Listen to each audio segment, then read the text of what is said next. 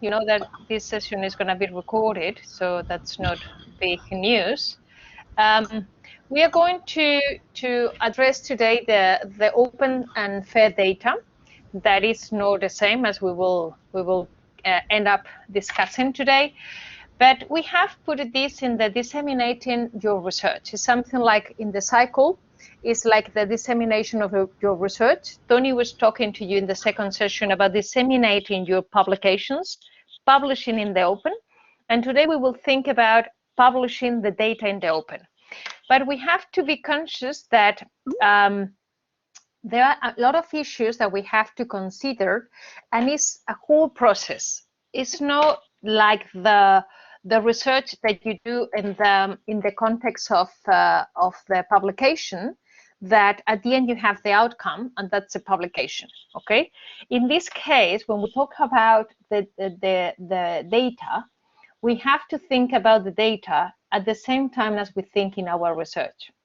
For example, I don't know how many of you are in the very beginning of your research. You have to make the research question, and as soon as you make your research questions, you have to deal or imagine without the data that you need to gather to answer that research question. So when you design your study, you have to do at the same time the data management plan. Actually, one of my big dreams about the institutional policy in the University Carlos III of Madrid is that the students of PhD, you come up with the data management plan at the beginning of your research, and you publish your data along with your research and the same process. Why this is one of my dreams about the institutional policy? Because it's part of the education. You are going to be the researchers of the future. You are going to be the new researchers in Europe. And from now until the end of your academic career, your research career, you will have to deal with your data. Because in this context of the new open science paradigm, research data, they are the main issue for the research reproducibility and the main issue to guarantee that you are transparent on your research process. So I think it's an advantage that you are doing your PhD in this university and you come up with the design of your study and your data management plan. We are going to go through today what is the data management plan. But as soon as you design your data management plan, in this case of your research thesis, of your dissertation, but in the future, it will be the data management plan of a European project. It will be the data management plan of a national project if you keep your career in Spain. It will be a data management plan for the national health organization in your country or whatever, because this is absolutely the trend, okay? And also, if you look at the analysis stage of your research in this cycle that we were sharing the other day, you have to think that you will collect your data, you have to store your data. For your particular issues, you will store your data in your computer. But imagine that you are working in a data-intensive domain.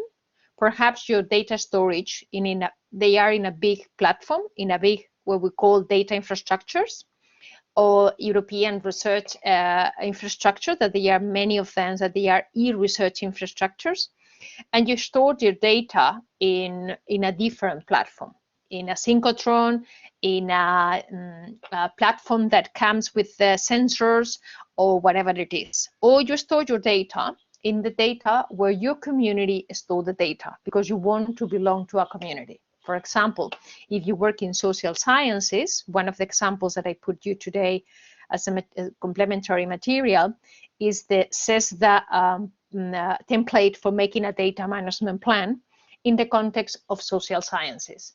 For example, if you are a social scientist, if you're working in economics, you do politics or sociology, surveys, whatever it is, you would like to be in that research infrastructure where your domain-specific people are.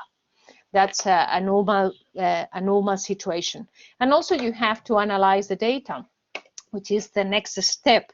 And for this analyzing data, we have again the same landscape. You can analyze your data in your own computer with your own tools, or you can analyze the data in a massive production. Sometimes there are more and more institutions, universities all over the world. And it's also one of my dreams that our university has also a data management center. But they are more and more. For example, the University of Amsterdam is creating this year a data science center.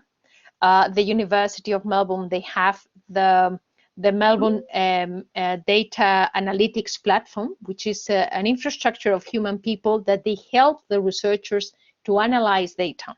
You come up there and you say, well, a library scientist, something that happened to me recently.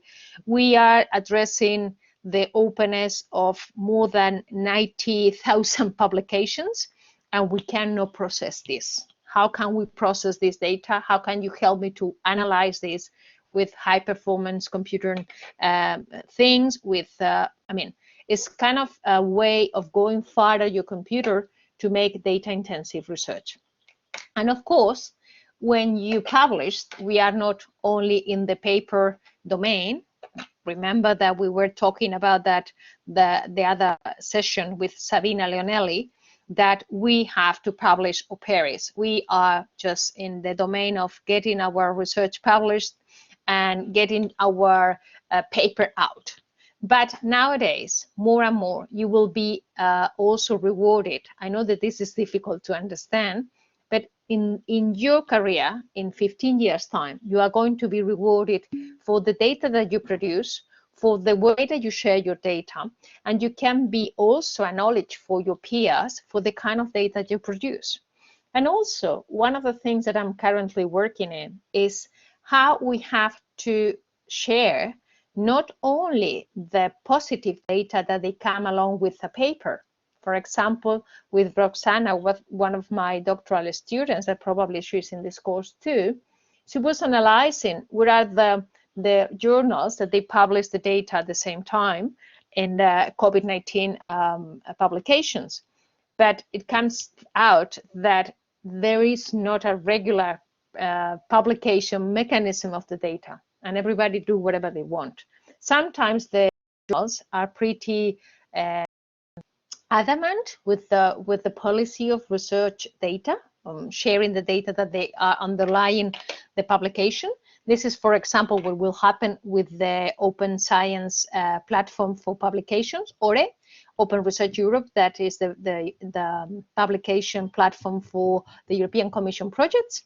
This is also very normal in some of the open science open journals that they are gold open access by default. For example, all the Public Library of Science, all the papers that they are published in Frontiers in this kind of gold pure business model. They usually come up already with the publication of the research data as a by default question. But also not only papers, but also other outcomes. This is one of the ideas that I want to discuss with you, because I have been advising one of our researchers in the university that he is dealing with a project at European level, and his data, they are not only data. I said to him, you are producing software, you are producing code, and when you make your data management plan, it will not be only the data management plan. You have to do a more bigger frame and have to make an outcome management plan. What are the outputs that your research project will produce, and how are you going to deal with any of them? Is the software going to be protected? Fair enough. If you want to patent that software, you have to really have an explanation how you will deal with this software. Okay, if you're going to share the code, you have to say, well, I will share the code in GitHub, or I will share the code in this other platform, or I will share my data in Jupyter Notebook because I want to make the reproducibility of the paper. You have to describe what are you going to do with your outcomes.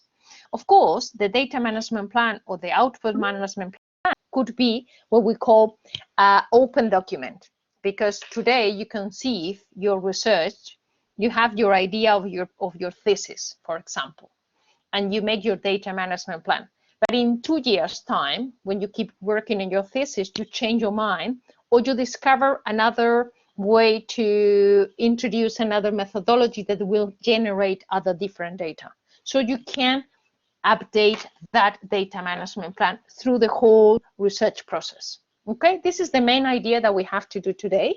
So this is what you have in black is a normal research cycle. Formulate your hypothesis, research question, collect your data, analyze the data, And what we have here in pink is the processes that you have to think on your open science practices. For example, the pre-registration.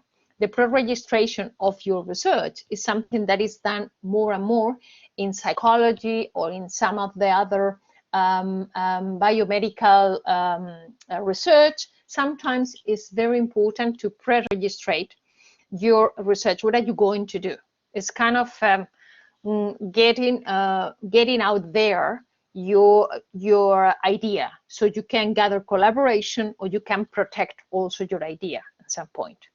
Of course, on the collecting data, you can collect your data in your own computer, or you can do it in an open lab notebook, or you can collect your data in an open infrastructure or in a virtual research environment. Okay, same thing with analyzing the data. You can do it on your own computer, in your own kingdom, or you can do it in an open analytics platform. Same thing when you reproduce your data, or when you publish your data, you have to make open access. The registered report in the second phase could be the preprint already of one of the publications of your research project. If it is your thesis, perhaps you don't do a pre-registration of your thesis. But for example, what you are doing nowadays in this week of June, that you are presenting your reports of the first year of your thesis or the second year, this is kind of a registered report, but we do it just in the platform. It would be fantastic if we put this in. That would be also one of the things that I would like to do. But what is data? Data is whatever you use in your research to make your research possible. Whatever is recorded factual material that you retain and you accept in the scientific community as the necessary thing to validate your research findings. Okay, it could be, of course, data. When you think about data, you think about numeric data or big spreadsheets or a lot of processing or code. But also data for an anthropologist, it could be a picture of something like an anthropological research in the field. They just make a picture. That will be data too. Or what can you use for your research if you are social scientists? You do surveys, you record interviews. These are also data. So anything and everything produced in the course of research. This is one of the definitions of Clifford Lynch, which is one of the main values, along with Christine Borman and other people, that they are the classical thinkers of the research data and the open in the domain of the United States. But also you can think about data, like, for example, you have their phone, and also this phone could be community-produced data. For example, now with the COVID-19 situation, in the Research Data Alliance, we made a report about how to deal with the research data in the COVID-19. And one of the groups that I was working in the subgroups of this report, we deal with the community-produced data. For example, when I go to a restaurant and I register that I was there to have the possibility of track my data. When I have these contact tracing applications, when you submit information through your phone to collectively make happen a study. For example, this is a very typical production of data. That is something that you are going to see next week in the citizen science session. Sometimes there are many citizen scientist projects that they deal with pictures. For example, they take a picture of a tree and they come up collectively classifying the tree. And this is that people that they do it as no professional researchers, but they produce a lot of data. And also they can be data, you know, you have there a monkey, you have there image of big resolution from the telescope of digital imaging for discovering different things of the neuroscientists, blah, blah, blah. The information that you have with the human genome, information that you produce with a precision telescope or with a precision microscope. It doesn't matter if you look at the stars or you look at the microbiology research. All the things are data, okay? So just be broad and don't tell me, oh, I'm a lawyer, I'm doing a PhD in law, I don't have data. Excuse me, think about, perhaps you are analyzing law, so you have textual data. Perhaps you are interviewing some people in a court. Those data are the data you get for interview. They are also data. So think about it, that everybody uses data in a way or another way. Okay, and thinking about open data should be available for everyone to access, to use, and to share. But sometimes this is a definition of go fair. Go fair is one of the initiatives more important at the European level on making data fair. That is kind of foundation, not-for-profit organization that tries to gather different people in the world to make data fair. But it's not necessary when you make your data open, you make your data fair. The make the data open means that you share your data, but also you give people permit to reuse it. Okay, so we are going to analyze the FAIR principles: findable, accessible, interoperable, and reusable. And in the Open Science Cafe, also Joy will address all these principles. But think about that in the process of fairness, the only thing that is dealing with the openness is the R, the reusability. When you allow people to reuse your data, okay? And sometimes this point is that you can make your data open, but that means that they are not fair because you just open them up, you just give it for free, you just put in an open repository and say you can use those data, yeah, blah, blah, blah. But the data are not findable because you don't describe them with metadata. The data are not accessible because you cannot access them in an easy way, or they are not interoperable because you cannot address different domains from the same search. So this is a very tricky situation, and sometimes with the funders, what we ask you to do is to make your data fair, to have your data there, and as open as possible, as close as necessary, which is one of the principles that we are going to deal today, and that makes sense in the context of the legal aspects. You can open your data, or you can close your data for different reasons. Perhaps you are working in a research. Think about your thesis, okay, which is the most clear context of research that you have. You can be working now in your thesis. Imagine that you are working in a thesis in a Marie Curie fellow, and you are working in an industrial program. So you are attached your thesis to a company, and you have signed with them an agreement of no disclosure of the data because you are going to patent something. That's fine. You can protect those data, but it doesn't mean that the way that you don't share them openly available, you don't make them fair, you don't organize them. Okay, I don't know, I'm listening, the ping ping, but I don't know if it is people entering. Yeah, Eva, maybe you can take a look to the chat because there Sorry, is some I have comments it. and some questions. I will put the screen here. Okay, sorry, because I have only the slides and I didn't have in the other screen your I lose it again. This is the problem of having two screens and too many tabs open. Okay, so anybody can raise the hand and ask me a question or something, because I think I was missing. Totally agree, if I'm free, some cloud computer service via EOS. Oh, Sehan Lee is pretty knowledgeable on this topic. Wonderful. Good. Can you tell us a bit more?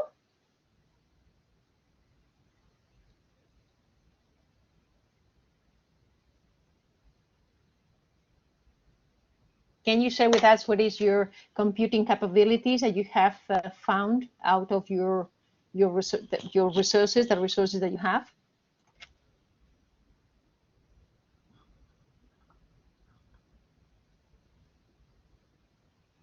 Okay, we have also another comment about the difficult phase of the data analyzing. That's why I think it's worth it to have help with the data analytics and stuff.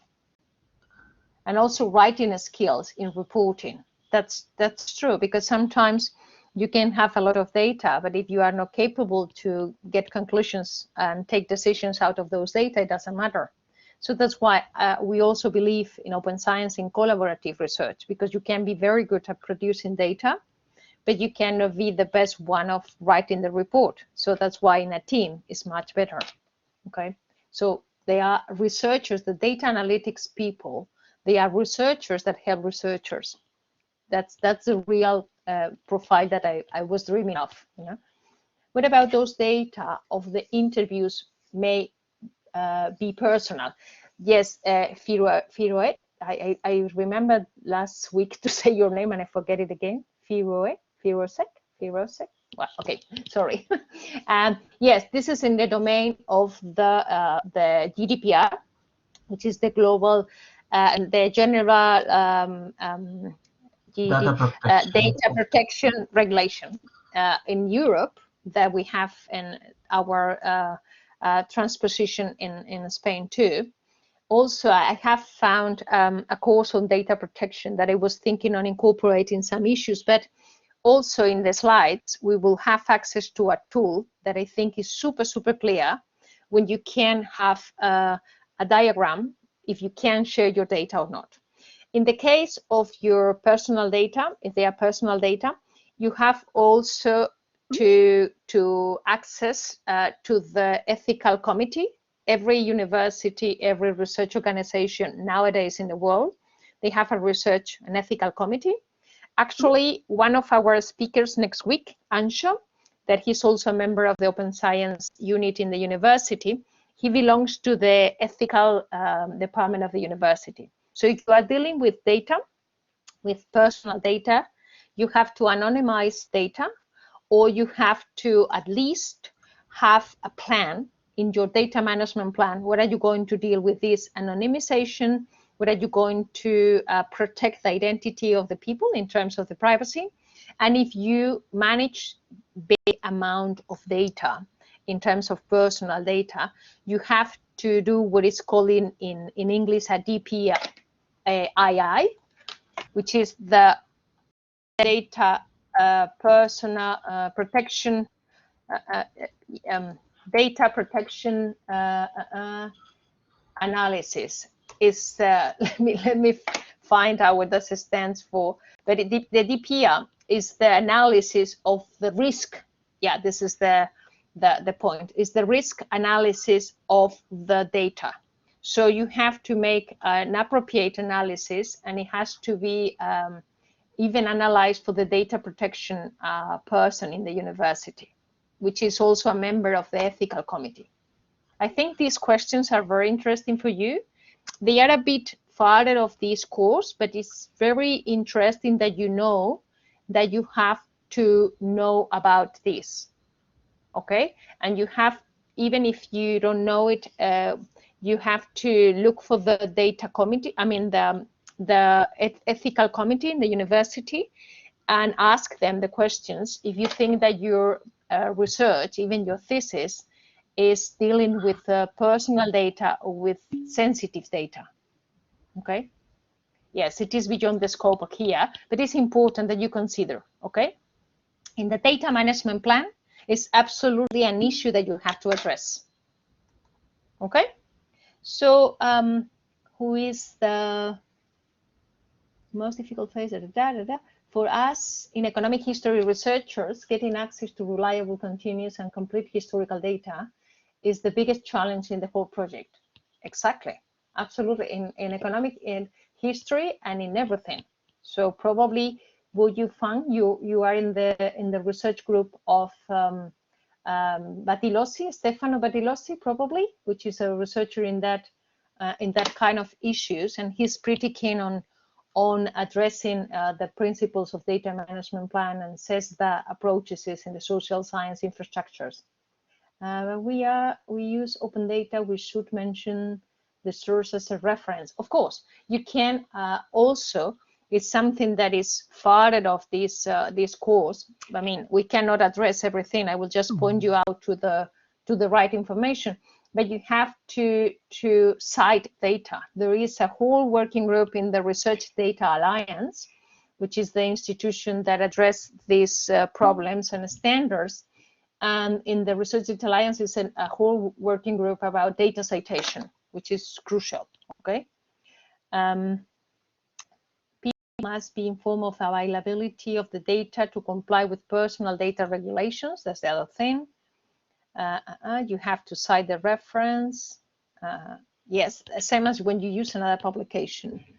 And Alejandro, your personal case.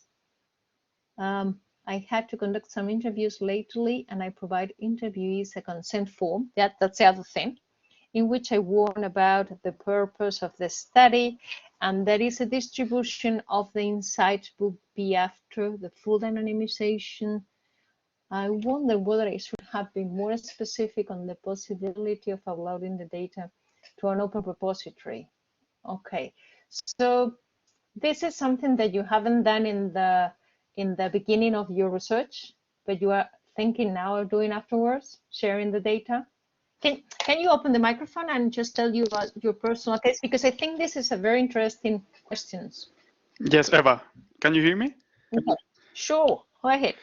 Okay, yeah. So I did these interviews already, and the consent form was provided to the interviewees, and I was wondering if I would be breaching any ethic bar in terms of putting this data, obviously after full anonymization, to an open repository.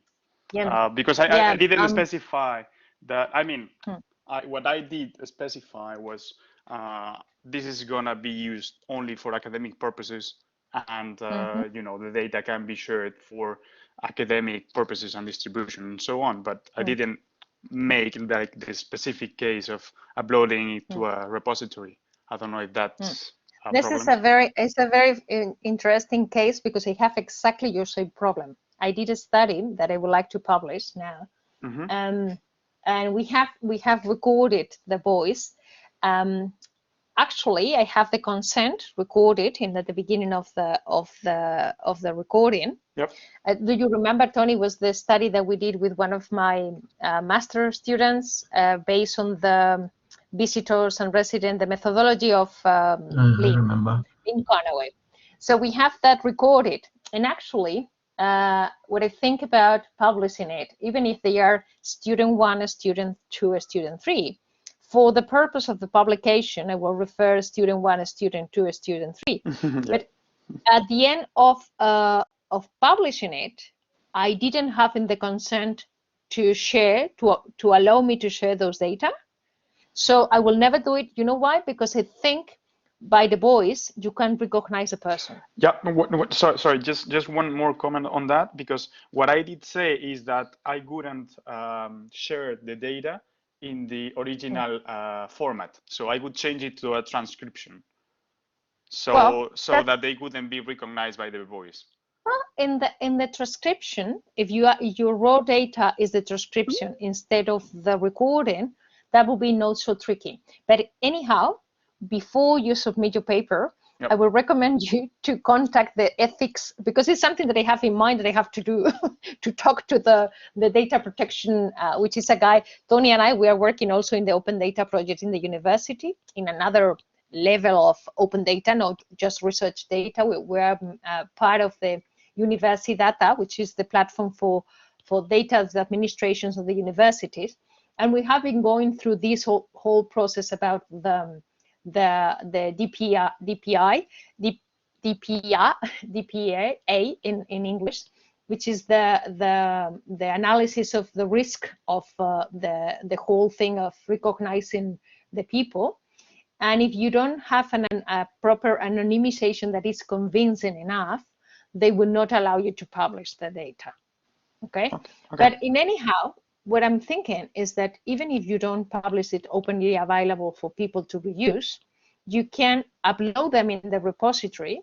Why? Because, for example, these kind of recordings, you cannot keep it for the whole life in your computer. And if one day you want to analyze them again, at least you have it in the repository as a persistent, with a persistent identifier with all the things, even if they are not openly available. Or what you can put in the document sometimes happen, you put in the publication data available under request. So that's good. That's a good input. And it's good because you have the data available. You are not hiring the data. Tony is sending to you the ethics data protection. Yeah, this is the main thing of the European projects. Okay, nice. But, thank you very much. Yeah, but I think it's a very interesting issue, and also you can put your data in the university repository in Zenodo, whatever, but you don't need to make them visible, and you can put in the paper the data available upon request. And also there will be something that, for example, a reviewer of your publication can ask you, because sometimes you say, well, you say this, but you are inventing the interviews. You know, like me, when you do qualitative research, how difficult it is to address this kind of research, and to get the people, and to go there, and to record, to transcribe, to make the code book, blah, blah, blah. It's super difficult. So you can invent it. Huh? So to make your research more reliable, reproducible, and absolutely transparent, you should have the data available. Just you have to look for the way to do it in the legal perception too. Okay? Yeah. Okay, good. Perfect. Can we continue? I think it's a fantastic discussion, this one, because you have to go through, and don't be afraid. Just go through the legal issues and go, and that's the way to go. Okay? So let's move on the open and by open data, because it's what I say to you, you win the trust on your research. It's something like, I didn't invent this survey, I didn't invent this data, I didn't invent these pictures, I didn't invent what I'm doing for research. And also you can deliver insights for other people to reuse your data, because in your data you can see something and other people can see something else. So it's a push for science. And also you can lose the other principle that I say to you, that you cannot lose your data. So in the future you can reuse it yourself. And also you can comply with the guidelines of the funding agencies for the European Research Council, the Wellcome Trust, etc., etc. Those are the main principles to share your data and to upload it. Okay. So what is the difference between data for research and data from research? The data for research are those data. I was thinking on putting you more slides on that, but you have some tips in the Passport for Open Science, remember, which is our main resource in the course. You have some resources there to where you find data, because sometimes you can find data, of course, through Google data search. And of course, you have other platforms with data that you can reuse, okay? But those are the data that you can use for your research. Well, we are focusing today much more than that, even if there is the whole kingdom the same. At the end, they are data that they could be reusable, data that you can find in the portal of the European data portal. That it was the other resource that I was about putting you today. But we are focusing on your responsibility with your data, that the data that they are underlying your research in the European project, in your thesis dissertation, or just in one paper that you are publishing, okay? So this is your commitment with the sharing those data, and you have to learn to plan it in the very beginning. That's why I want you to come up, and I will be very happy if after this course, you dare to make your own data management plan as a pilot for the research. Is something that I told Teresa Malo, the head librarian, that she will tell you about the repository of the institution in the University Carlos III. I say to her, encourage them to publish the data in the repository of the university, because this is the particular case. Your thesis is your personal research. It's not a collective research that you do in a European project. And you cannot convince your European partners to put your research data in the Madroño repository, you know. But in the case of this institutional way, you can put it perfectly there. So that would be a fantastic practice. Now that you are designing your thesis, that you design also your research data management plan, because it's the data that they come from your research. And of course, it's wonderful that you do as a practice in your thesis, because they will be what it will be required in every single project that is publicly funded. Okay, so if all the fundings that you get in a publicly funded research, it has to be recorded, it has to be planned, and it has to be really analyzed to, as soon as you can, or if you can, as much as you can, as open as possible, as close as necessary, you share the data for future research. Okay, so this is the mantra of the European Commission. Here you have the rules for the Horizon 2020 program, the guidelines for the FAID data management. I think they are providing and updating them. I will have a meeting next week with people that is in charge of doing this in the European Commission. And I think they are updating these guidelines for Horizon Europe and, of course, for the European Research Council. But let's remember what Costas was saying to us. This was the slide that I stopped when he was in the first Open Science Cafe. I stopped this slide on purpose on the screen, so people that they couldn't, because he couldn't go for the whole slides deck. But this is very crucial slide, because from 2021, the open science is more or less embedded across the whole framework program. It's not only in what I told you in the publication, it's about the whole cycle, and it's also about the whole cycle of funding, not the whole cycle of conceiving your research, but the whole cycle of funding, from the proposal mode, when you start thinking about a proposal, in the evaluation mode, because the evaluators will consider your methodology and and if you are using open science as a background status quo for your research, and also if you are using citizen science technologies or citizen science methodologies that can enrich your project. And also that will be in the grant agreement signature when you get the money. And also you have to report in the whole process of the project. So it's something that is from the beginning of the cycle of the research, as you conceive it, and from the beginning of the cycle of the funding. So just bear it in mind. And what it is about the research data in Horizon 2020 is what I have mentioned before. You have to do a data management plan that should be a living document, as I told you. You have to deposit your data in a trusted repository. Probably Joy will tell you more about what is a trusted repository. I'm very adamant on convincing the people of the Madroño repository to make it trustworthy, because there is a process to get the seal of trusted repository, so you can be considered that you are doing in a repository that is going to be there for the future.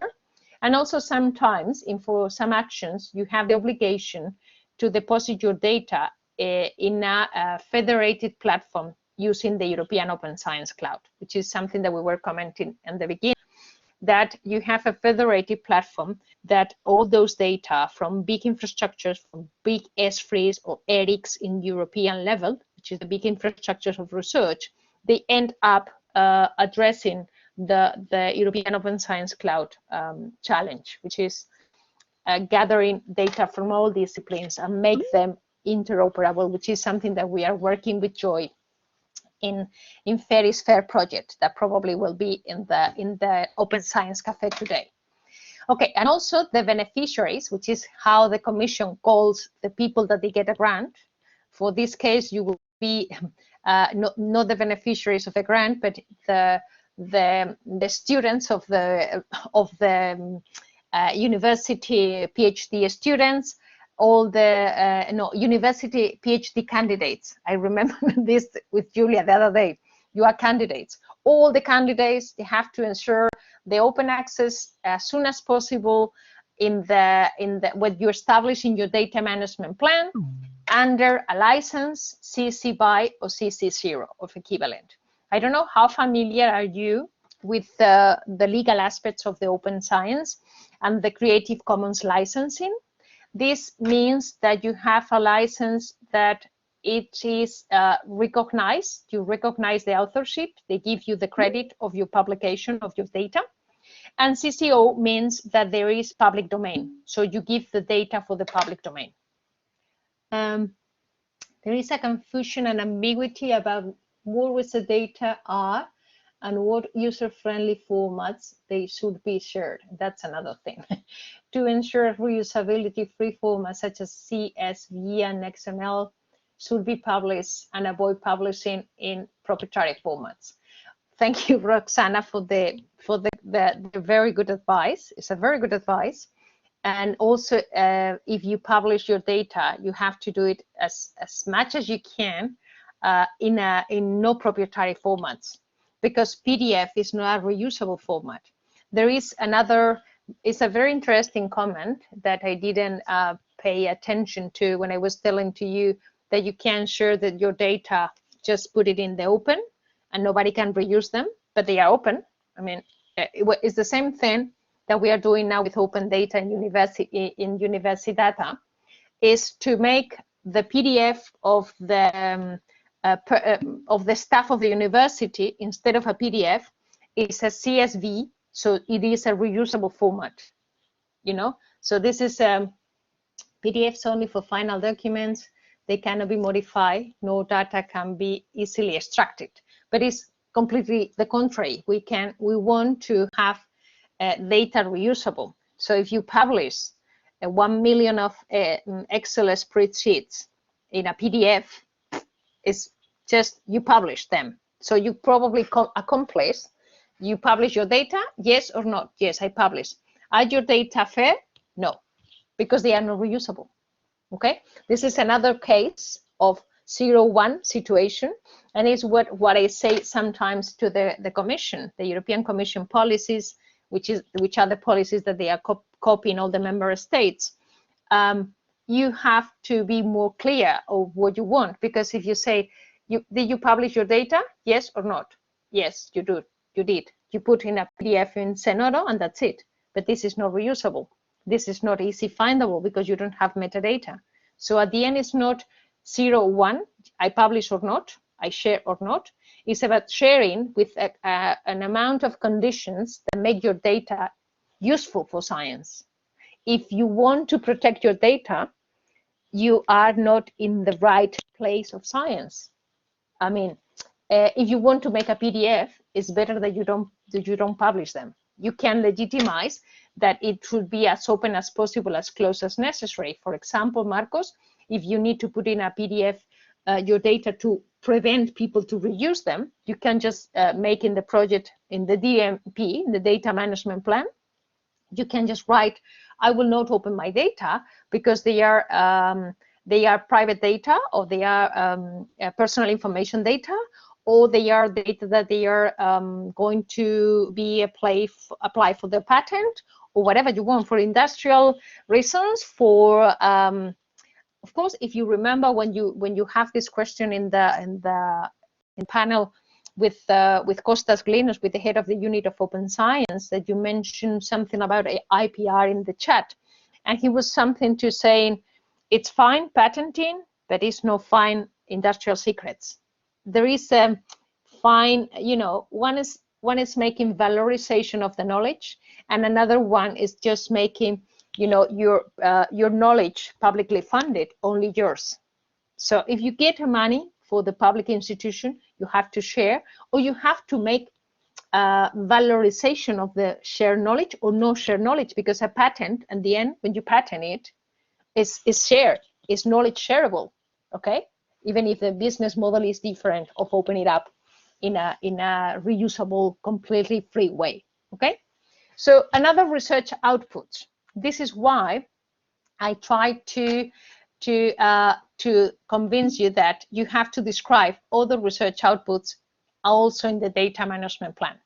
But I will call it output data management plan, which was one of the recommendations that we did in the European Open Science Policy Platform, that instead of just the data, just have the whole cycle of outcomes that you will have, and tell what are you going to do with them. Perhaps you are dealing with surveys, that you are going to put the surveys in the repository of the university for some reason. You are dealing with software in the same project, you're producing code and you're putting that in GitHub, and you decide to share the pictures or whatever you are analyzing in a big platform that is related with your field, and you have the data of the images there in the platform, which is a research infrastructure. It's not only about digital object, it could be also physical objects. There are people that they could be researching with all documents. If you are a historian, you go to an archive and perhaps you don't have the digital, they are manuscripts of the medieval age that you are studying. I don't know. I mean, I'm just trying to make cases that every research has different conditions and different data and different things. But what do you have to do? Let's be practical. So you have to create a data management plan, okay? For the purposes of the Horizon Europe, for the Horizon 2020 projects in the past, for the new projects this year, it was required to, if there is funded the project in the Spanish research agency, you get also the data management plan. And this data management plan has to be a deliverable in month 6. I would love to have this same requirement for the PhD. As soon as you present your plan for your thesis, you can make a data management plan. That is something that you will review annually when you review your own approach. This is something that I will discuss with the doctoral school, and I will try to present this to the university doctoral school, because I think it would be a fantastic practice for you guys to do. So just be the pilots that just try to do the data management plan. And also you have to select a data repository that it has to be trustworthy, or another data infrastructure, storage and preservation, if you need a bigger infrastructure. But you can choose the data repository of the university, so you can just put your data for your PhD there. And then if you are in a big project, you have to figure it out, because every project can have a different conditions of data, okay? And also when you think about data curation, you have to think about check what you really want to save, because sometimes you have to select the final data. Sometimes people say that you can share your data in all your phases of your research cycle, but sometimes you have to choose, because it will be a lot of effort to curate all the data in every single step of your research. Okay. So thinking about how to do a data management plan, which is one of the key issues, if you go to the course information in Aula Global, I have put you there 3 examples. No, I think 2 at the end. One from CESTA, which is the social science platform in the S3 landscape in Europe, and another one from DANCE, which is the institution that is also implied in FAIR project with us and with Joy and with all these people. It's a big project, and DANCE is the institution in the Netherlands that deals with all the data, the research data at national level. Okay, so you have there 2 templates, but also they are on top of the templates that you can access in the in a document, in a Word document. You have also the CESTA guidelines about how to deal with that. But you can also think about what is the data management plan address. What does look like a data management plan? So you can see that in a data management plan, what you have to say is which kind of data you are collecting, where are you going to put them, what is the formats, what is the data curation person, because it should be a person in every project that's responsible of those data. Who is the data owner, if it is a privacy issues or whatever, the roles of the data, who is the organization that provides you the data, and also you have to analyze what are the metadata, which is the descriptive information that you're going to use for describe those metadata, those data, which is crucial. And also if you are making a data management plan, instead of having a plain template, as I put you here as a template that you can fill in, you can also use one of these tools. Okay, this is the DMP Online, is the tool that has been developed in the Data Curation Center, where Joy Davison is the coordinator, that she will be in the Open Science Cafe today with us.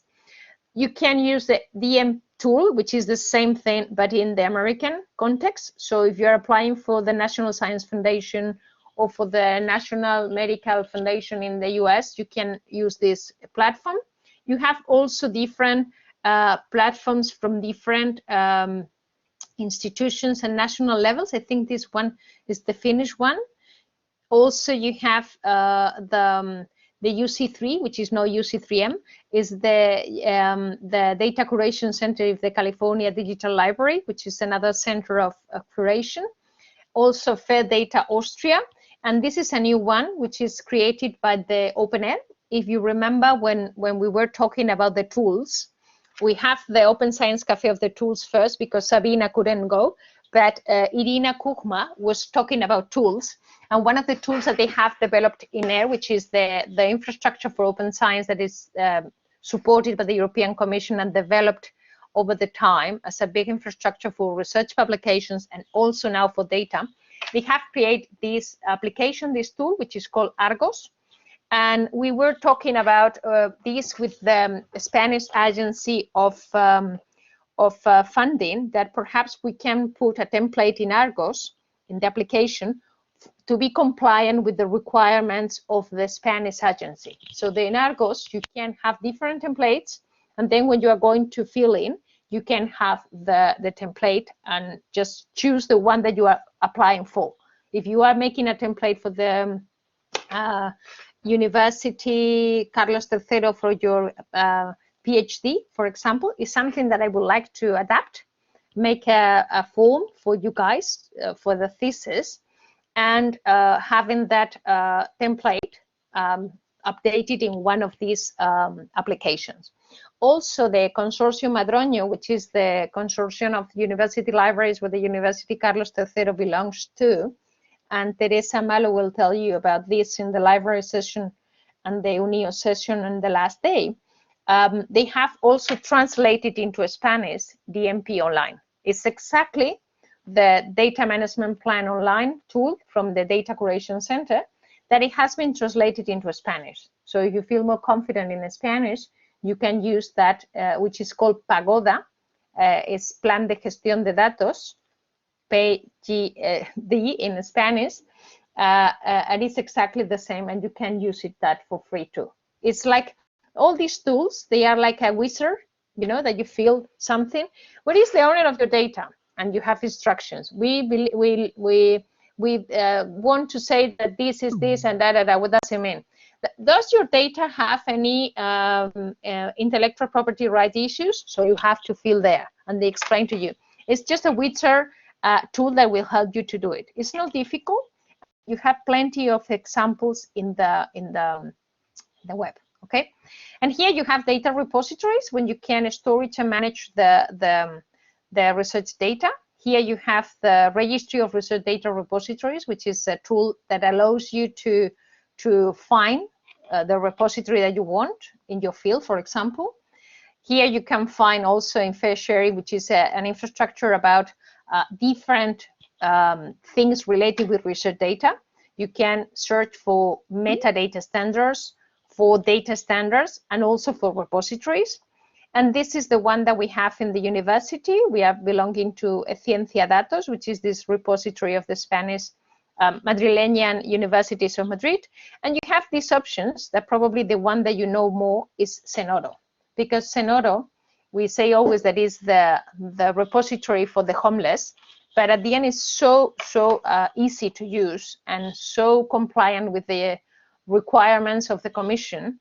You upload there. Also, sometimes we use Zenodo to have a collection that we have in Open Science Framework that I explained you the other day. You can have a collection of the outcomes in Open Science Framework, which is perfectly designed for that.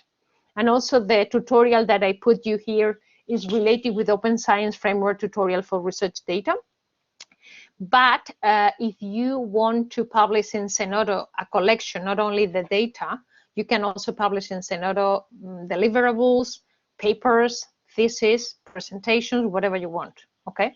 And also is what happened with Figshare, but Figshare is a commercial tool from Data Science, which is a company that produced Dimensions. Do you remember the Dimensions was one of the resources that I saw you that you can find open access things, data, publications, etc. But Figshare belongs to the same company. So if you are in an institution that is client of this thing, for example, the University of Melbourne that I have been studying their case about scholarly communication, they have Elements, which is the platform for research, the current research information platform that they have, and they have Figshare as data. So everything is connected in the whole thing. But if your institution don't have Figshare as as an institution tool that it was selected for the institution, you can still use it for free up to 100 gigabytes. 100 gigabytes is a lot, okay? But for some fields, it's nothing. If you work with digital image, if you work with sensor data that they are produced, for example, in astrophysics, that they are produced every day, sensors from the experiment of the telescopes and things like that, you will have the 100 gigabytes in a minute. But for personal research, for a paper or for something that is not very data intensive, you can do it. And Dryad is a repository in the US that has also a particular use for different domains, but also it could be considered multidisciplinary. And also you have to find that sometimes if you want to publish in a particular publication, those publications, they can have their own policies of repositories. I will always recommend you don't use the repository of the publisher, because as far as now, the data are, as a friend of mine says, the only pawn that we have is still in the table. You know, it's the thing that researchers we didn't have give to the publishers yet. So I would recommend you to use to publish your data not in Mendeley data, which is even if it is a great infrastructure in terms of evaluating the data infrastructure, but just use research infrastructures that they are not related with the publisher. Don't give them the data as we have give them the publications. This is just a caveat, okay? Well, also this you have here, and also in the tutorial that you have at the end of the slides, you will have one of the practices to search for a repository in read-free data on your discipline, okay? Because perhaps you discover here not only a repository where you can publish your data, but also a repository on your discipline that you can consume data from somebody else or just have ideas, inspiration, okay? Of course, for Alejandro, there are also qualitative data repositories. This is one that is studied in the University of Syracuse in the US, and what they record is particularly research data of qualitative research. Those data on repositories that you can find there, I mean, data from different surveys or different qualitative interviews and stuff like that, okay? And also another option that you have to consider, guys, is to find data journals of your discipline, because sometimes more it will be recognized not only the publication, but also the sharing the data. For example, you come up in a research that your data, you think that they are not good enough for a publication, or they are just a subset of your data set in the future, but you decide to publish them in the meantime. You can make a data paper, which is something like a paper that it is at the end. Most of the content of that data is the data, and you have a very brief explanation about your data, what you are doing with them. It will be even the paper, the data paper, can be extracted from your data management plan and your proper data description and your metadata that you are describing your own data. And it's another kind of interesting thing that will be more and more considered in publications. And also we are thinking on including this in these kind of publications, also null results, negative results, which is something that I think it should be mandatory. Why? Because sometimes there are results that they are not working, and to repeat the experiment is going to be more expensive. This is related with the reproducibility issues that we were commenting in previous sessions, because sometimes you cannot reproduce the research that you are describing in your application. That's not good. But sometimes you are not publishing data that they have to be at least commented to the community, to the research community. This vaccine does not protect. Don't do what I did to come up with this formula. That's it. It will be more save time and save a lot of funding in research. So this is a very important issue that has not been considered in research publishing null results.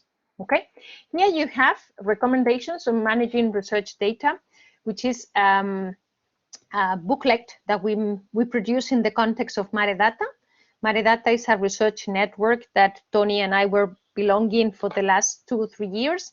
Actually, last Friday, we organized a session of Maredata where we were discussing there. Tony was talking there. I was there too. Some of the students of this course, they were also there, and it was very interesting. It's recorded, and I will share with you the link.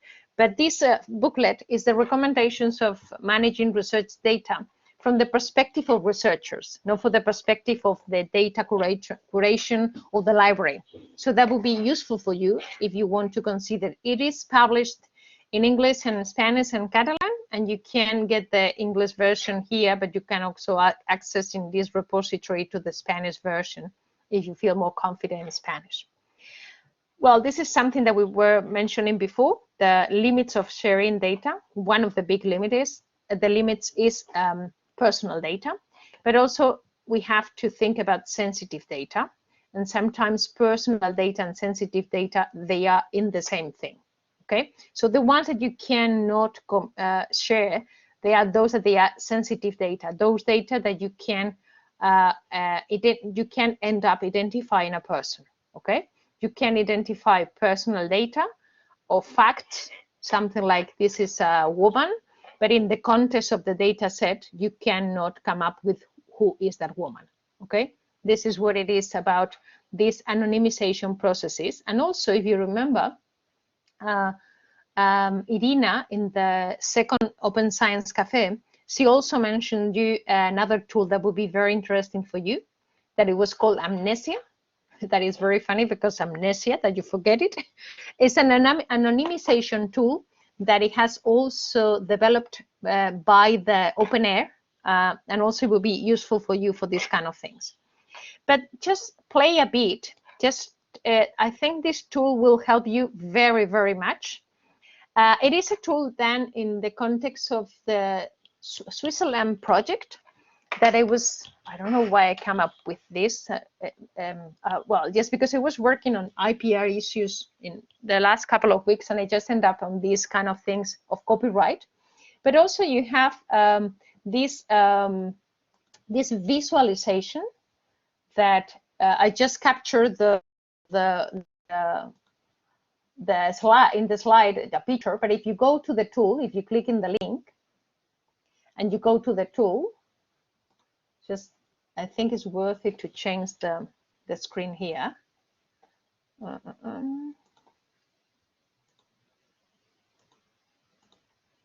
I think it's worth it. Yeah. Can you see the application? So you can just ask for questions here if you have questions about the tool. But the good thing is that you can use this tool to think about the legal issues that can affect the research data management. So before you do your data management plan, so you don't have any issues of data protection, so that's fine.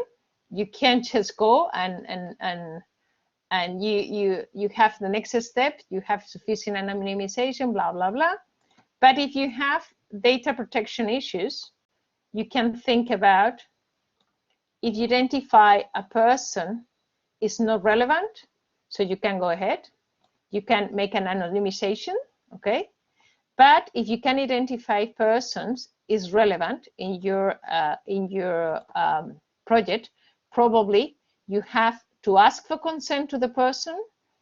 If it is possible to pseudo-anonymize, which is something that is also considered in the GDPR regulation, but it's not always so effective. You can implement security measures. You can manage access rights. I mean, you can just ask the people involved, or you can be able to address subjects' rights. If it is by subject, that when you identify a person is relevant in the domain that you're working. But in all those cases, instead of figure out what is going on here, I will just ask the data protection person in the institution if you is affected, or if they can make you an analysis of the risk in this thing, okay? Same thing with the copyright, which is the other big issue about your data.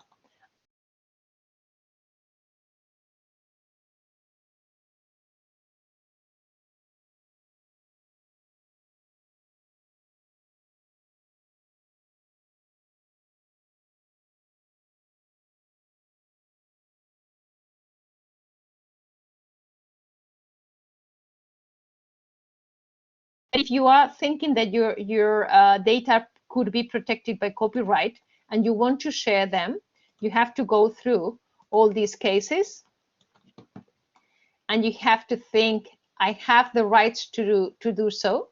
So you have signed a contract with your partners or with your company, and you have the right to share the data for your thesis, for example. Okay, you go to the person that is working with you in a company, and you just sign a contract and you have your rights. Okay, and also it could happen that you don't want to publish the research data under a license. Okay, so this is the thing that you will not publish them.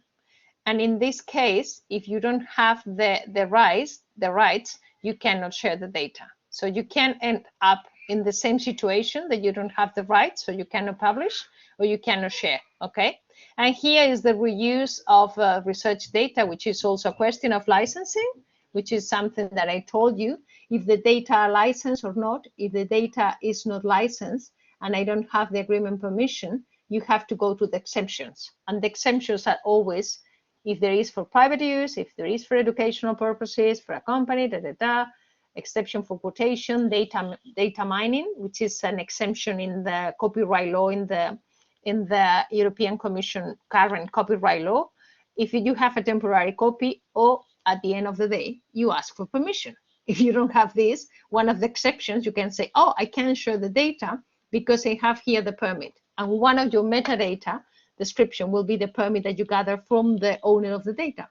So just play with this and just ask all these questions, addressing to your data, and I think it will be a very, very good practice. And it's not so difficult to go through. And also you have the ethical committee and the data protection committee in the university. Okay, so we are 10 minutes to go. Oh my God. And I have 1 million things to tell you, but I was considered this, and I think, let me share this one. Okay.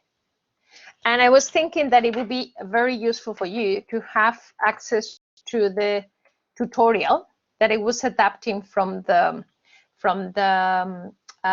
Open Science Framework for you guys to follow. And also you have to consider the big infrastructures. I put you here a link to the ERIC.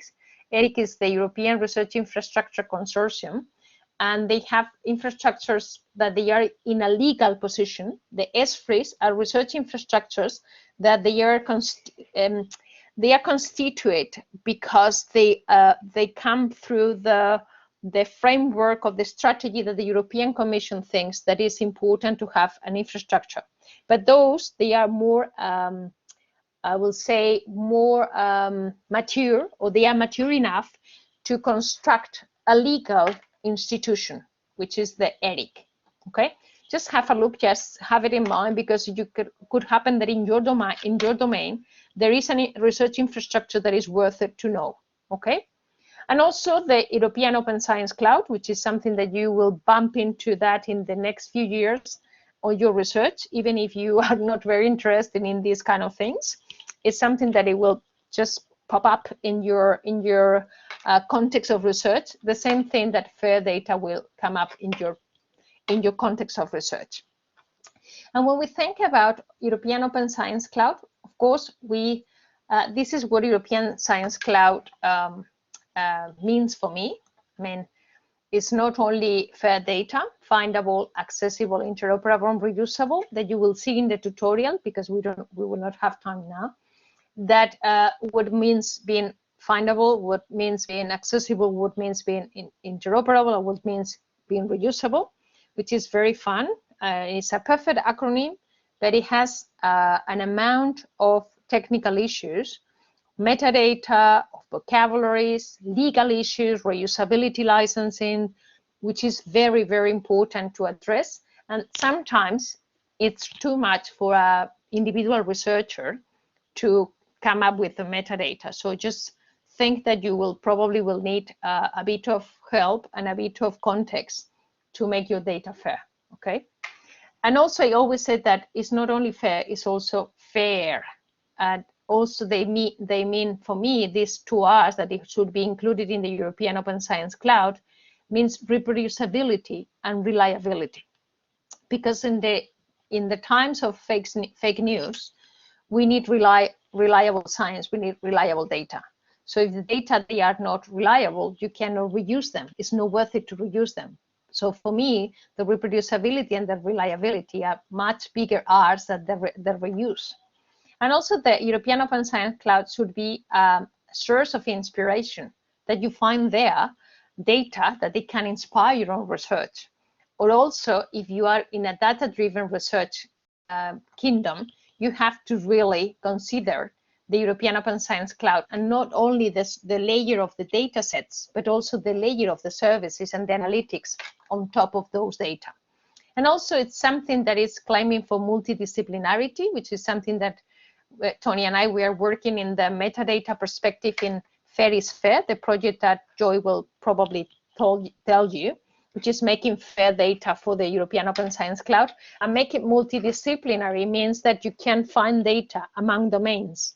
For example, you are working in social science, Alejandro, but somebody can be working in medical science, and you can have data from COVID that they are useful for both of you because you can interpret it with the sociological perspective, and somebody in the health research can interpret it with the medical perspective.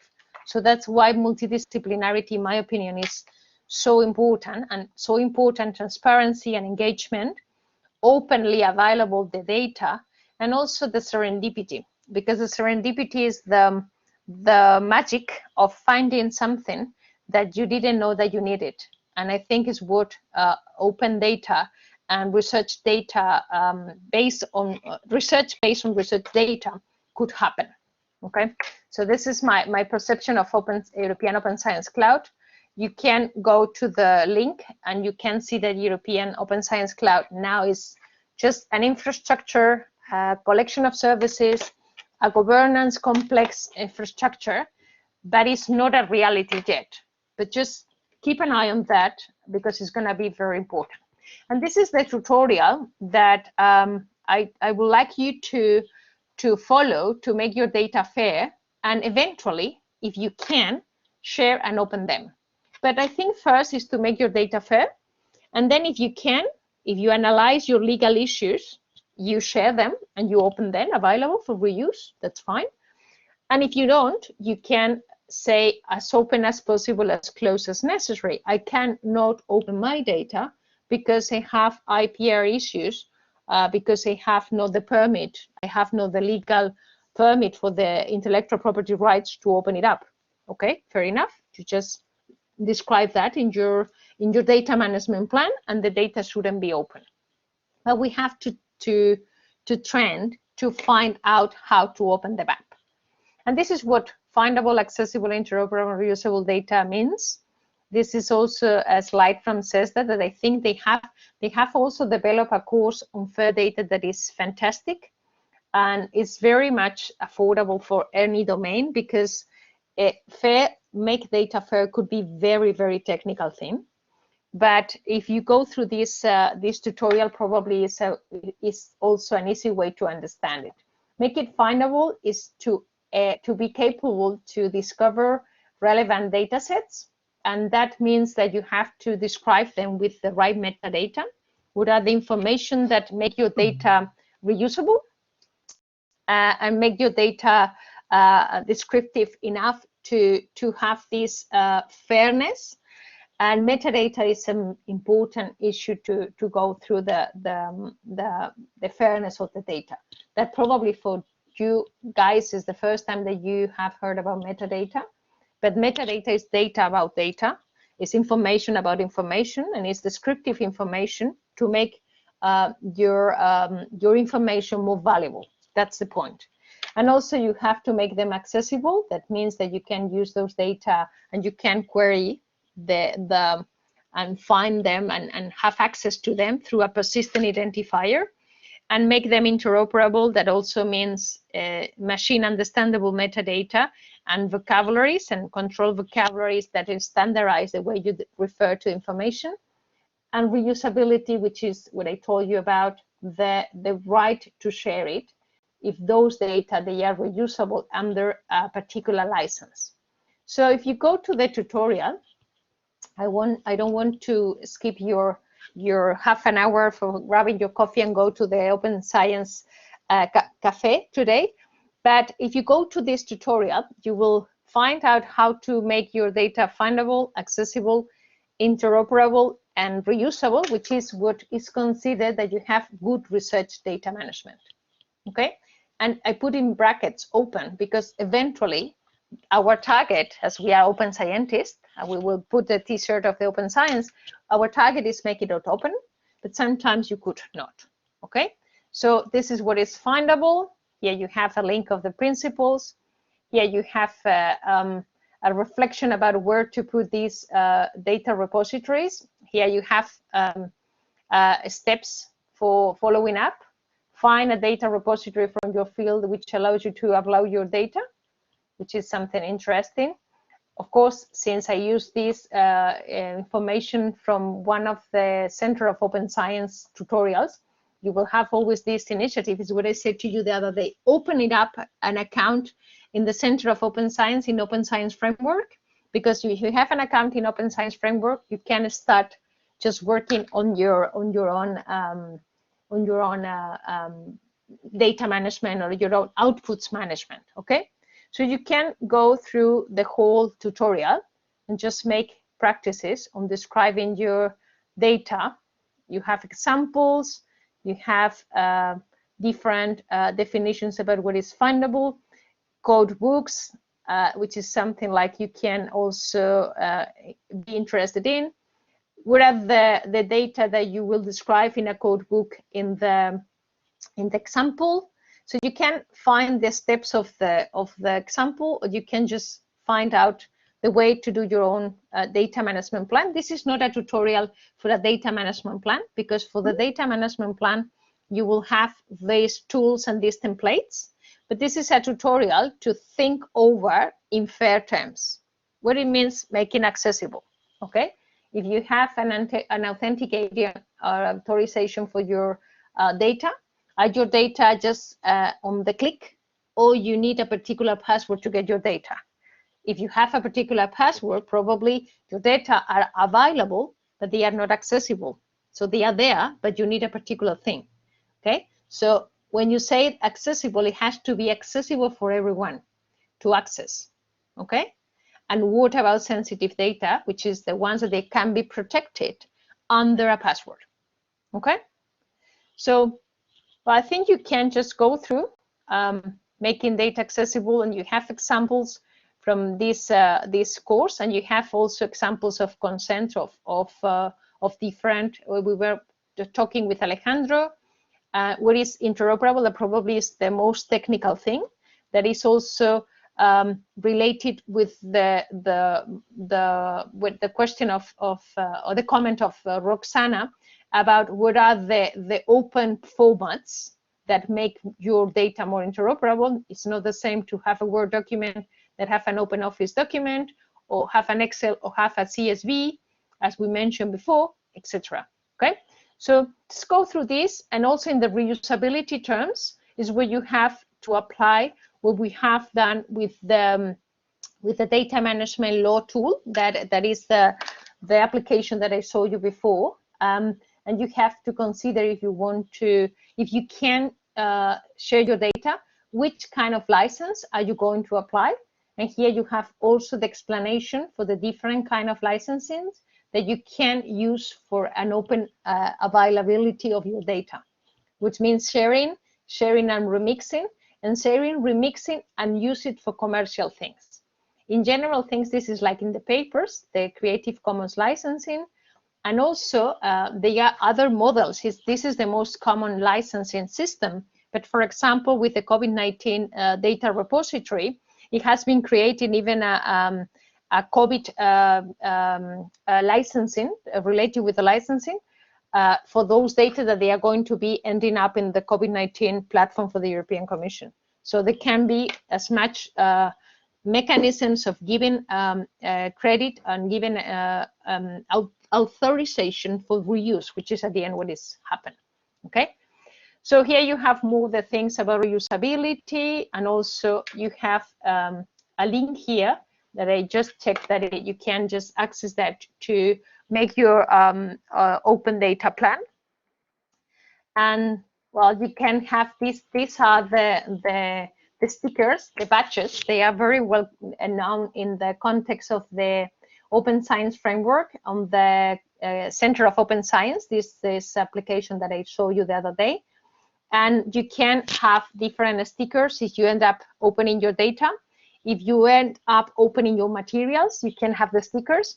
And also, I just I copied these fantastic slides because I think is wonderful that you have the advocates of the diaboly. I will say the the advocate of hell, that you are always thinking that you will be in a bad condition, that you have also a thought that is positive, that you can send your data.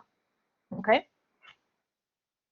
Probably these are the questions that you will answer me, you will ask me, and probably the fairy answer is the one that I will answer you, to be capable to share your data.